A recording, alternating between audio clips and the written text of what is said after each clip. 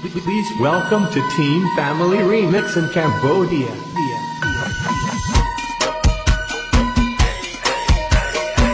Remix by Mr. Chip.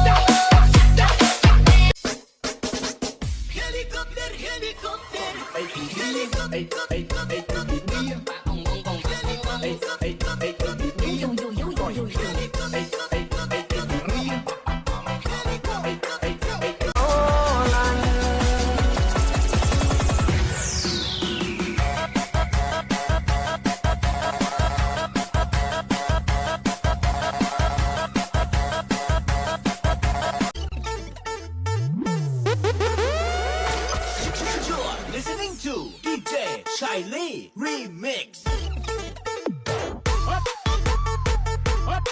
Shake it up, yo. Shake it up, yo.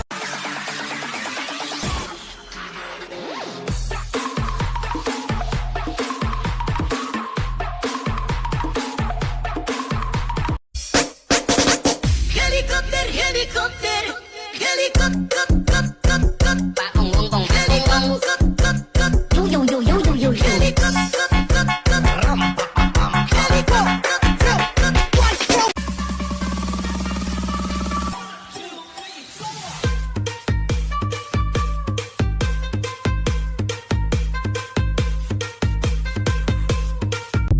ella quiere yo quiere más, quiere más, muñequita linda, ven pa' acá, y tú no vienes, yo voy pa' acá, ella quiere, voy a darle.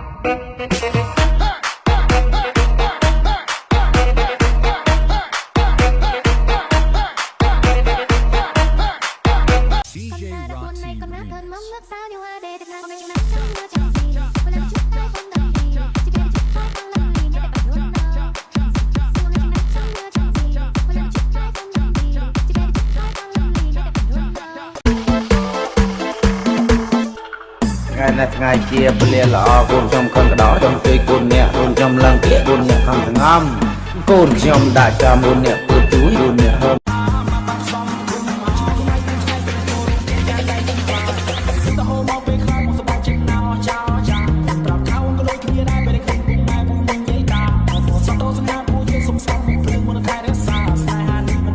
That first beat is right on time, like they say.